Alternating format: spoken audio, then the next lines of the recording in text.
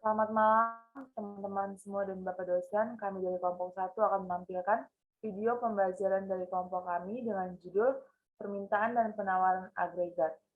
Pertama-tama kami akan memperkenalkan diri terlebih dahulu, yaitu yang pertama atas nama Dita Ria Boruginting, Desi Marantika Manurung, dan Lara Simbolon.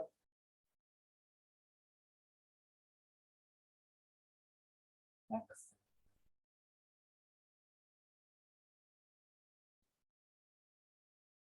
Tiga topik pembahasan kami yaitu yang pertama konsep permintaan dan penawaran agregat, yang kedua menurunkan kurva permintaan dan penawaran agregat, dan yang ketiga yaitu pengaruh kebijakan moneter terhadap permintaan agregat.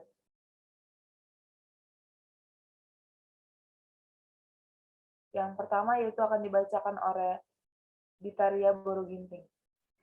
Yang pertama yaitu konsep permintaan dan penawaran agregat. Yang pertama, permintaan agregat. Permintaan agregat atau agregat demand merupakan kuantitas barang-barang dan jasa yang akan dibeli oleh masyarakat. Permintaan agregat sering juga disebut dengan hubungan antara jumlah output yang diminta dengan tingkat harga. Komponen permintaan agregat pada dasarnya merupakan pengeluaran yang diinginkan di seluruh sektor kegiatan ekonomi, yaitu yang pertama, konsumsi. Besarnya konsumsi masyarakat terhadap barang dan jasa yang tergolong kepada masyarakat konsumen ditentukan oleh tingkat pendapatan yang siap dibelanjakan. Yang kedua yaitu investasi. Pengeluaran investasi mencakup pembelian bangunan, peralatan, dan akumulasi persediaan. Faktor-faktor penentu utama investasi adalah tingkat output, harga modal, dan harapan di masa depan. Yang ketiga yaitu pengeluaran pemerintah. Komponen pemerintah agregat ditentukan langsung oleh keputusan pengeluaran pemerintah. Yang keempat yaitu ekspor neto. Komponen terakhir permintaan agregat adalah ekspor neto yang nilainya sama dengan nilai ekspor dikurangi dengan nilai impor. Ekspor neto ditentukan oleh pendapatan domestik dan luar negeri, harga relatif, dan kurs nilai tukar. Harga yang mencakup agregat demand adalah seluruh barang konsumsi, barang modal yang digunakan untuk proses produksi, kegiatan ekspor-impor, dan program pembelanjaan pemerintah negara. Beberapa faktor yang mampu mempengaruhi agregat demand yaitu pertama, perubahan suku bunga. Naik atau turunnya nilai suku bunga mampu mempengaruhi keputusan yang dibuat oleh setiap konsumen dan para pebisnis. Menurunnya suku bunga akan berdampak pada menurunnya biaya pinjaman untuk barang yang berharga, seperti keperluan rumah tangga, kendaraan, dan juga rumah. Yang kedua yaitu tingkat pendapatan dan kesejahteraan masyarakat. Saat pendapatan nasional memang sedang meningkat, maka pendapatan setiap rumah tangga akan turut meningkat. Di saat seperti inilah permintaan agregat akan turut meningkat. Sebaliknya, penurunan pendapatan nantinya akan berimbas pada menurunnya jumlah agregat demand. Yang ketiga yaitu perubahan ekspektasi inflasi. Bila suatu negara sedang mengalami peningkatan laju inflasi, maka umumnya akan terjadi pula peningkatan harga barang dan jasa dalam negeri. Bila masyarakat merasa negaranya sedang mengalami inflasi, maka mereka akan melakukan pembelian sebelum harga komoditas meningkat tinggi. Yang keempat yaitu perubahan nilai tukar mata uang. Nilai mata uang pun akan turut memberikan dampak besar pada agregat demand. Bila nilai mata uang dalam suatu negara sedang anjlok, maka harga barang tertentu akan semakin mahal, khususnya barang impor. Sebaliknya, bila mata uang sedang meningkat, maka harga impor pun akan cenderung lebih murah. Yang kedua yaitu penawaran agregat. Penawaran agregat merupakan kuantitas barang dan jasa yang akan dijual atau ditawarkan oleh dunia usaha. Penawaran agregat juga disebut sebagai hubungan antara jumlah barang dan jasa yang ditawarkan dengan tingkat harga. Faktor-faktor yang mempengaruhi penawaran agregat adalah tingkat harga, kapasitas produksi suatu perekonomian, dan biaya produksi. Terdapat dua jenis penawaran agregat yaitu jangka pendek dan jangka panjang. Pada jangka panjang, kurva akan berbentuk vertikal ke atas, tidak ditentukan atau dipengaruhi oleh tingkat inflasi, ditentukan oleh faktor produksi yaitu sumber daya alam, sumber daya manusia, kewirausahaan, dan modal. Kurva jangka panjang akan bergeser apabila faktor-faktor tersebut terpenuhi yaitu tenaga kerja, modal, kemajuan teknologi, investasi, serta edukasi. Yang kedua pada jangka pendek, jika inflasi naik, maka kuantitas suplai akan meningkat dan kurva berbentuk dari kiri bawah dan ke kanan atas. Selanjutnya akan dilanjutkan oleh Lara Simbolon.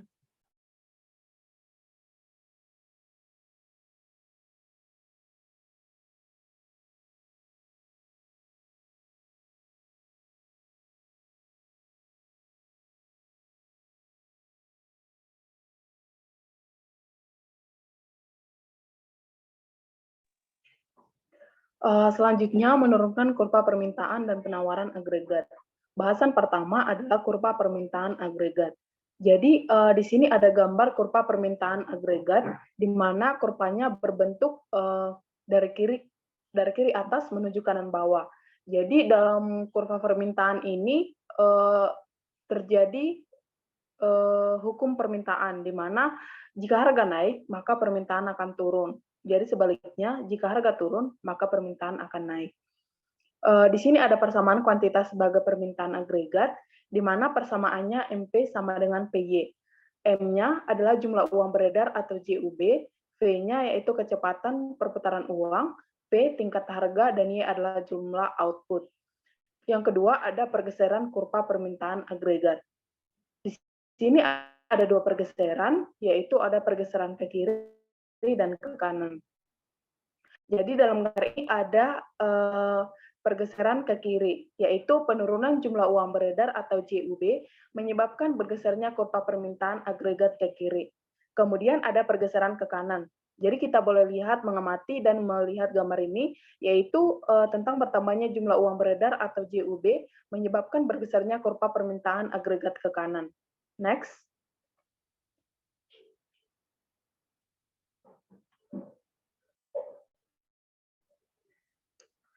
Selanjutnya ada turunnya permintaan agregat. Jadi dalam sini bisa kita lihat gambarnya ada A, B, dan C.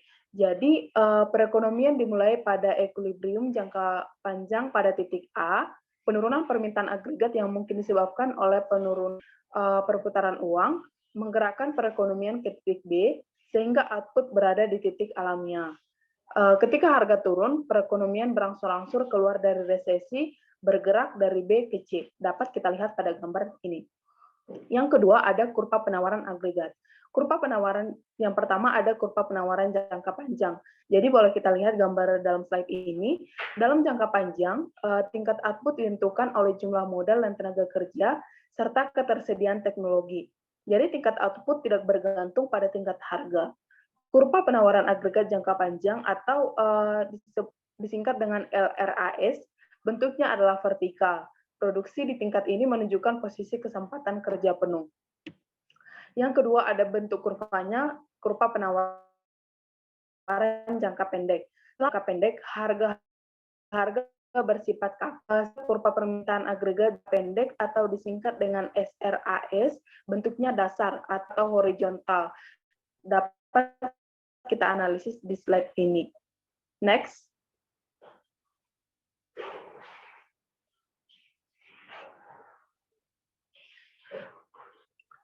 Selanjutnya ada model permintaan agregat dan penawaran agregat. Di sini ada equilibrium atau jangka panjang. Jadi dalam jangka panjang, penurunan jumlah uang beredar atau JUB berpengaruh pada tingkat harga tetapi tidak menyebabkan tingkat output turun. Nah, di sini ada jangka pendek. Dalam jangka pendek, penurunan JUB menyebabkan pergeseran equilibrium pada tingkat output yang lebih rendah. Boleh kita analisis atau kita lihat pada gambar ini. Next. Selanjutnya yaitu pengaruh kebijakan moneter terhadap permintaan agregat. Kurva permintaan agregat menunjukkan jumlah permintaan dan jasa dalam perekonomian untuk sembarang tingkat harga. Kemiringan kurva permintaan agregat bergerak menurun karena 3 alasan, yaitu yang pertama, pengaruh kekayaan. Tingkat harga yang lebih rendah menaikkan nilai real uang yang dipegang oleh rumah tangga. Sedangkan kesejahteraan lebih tinggi ini mendorong belanja konsumen. Yang kedua yaitu pengaruh suku bunga. Tingkat harga yang lebih rendah menurunkan suku bunga karena orang berusaha untuk meminjamkan kelebihan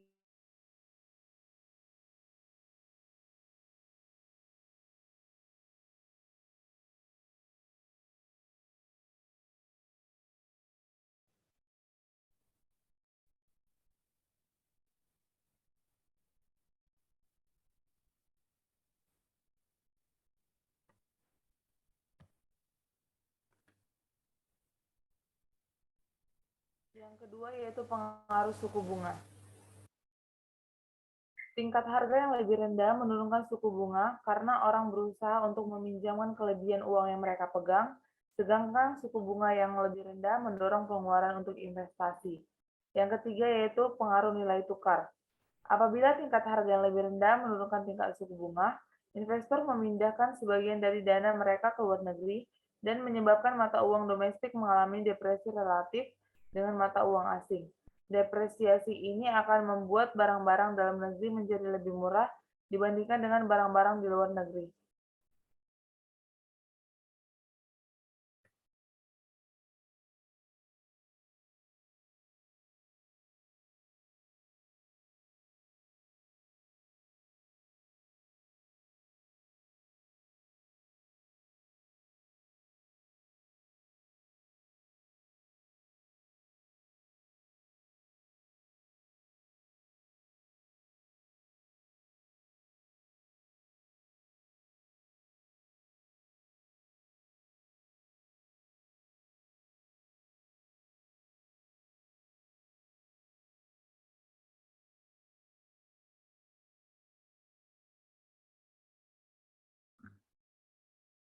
Depresiasi ini akan membuat barang-barang dalam negeri menjadi lebih murah dibandingkan dengan barang-barang di luar negeri, dan akibatnya mendorong belanja ekspor neto. Ketika pengaruh ini seharusnya tidak dianggap sebagai teori alternatif, sebaliknya untuk menaikkan jumlah permintaan barang dan jasa ketika tingkat harga turun dan untuk menurunkannya ketika harga naik. Karena kepemilikan uang atau money holdings umumnya sebagian kecil dari kekayaan rumah tangga, maka dapat dikatakan bahwa efek kekayaan adalah yang paling tidak penting dari ketiga pengaruh tersebut.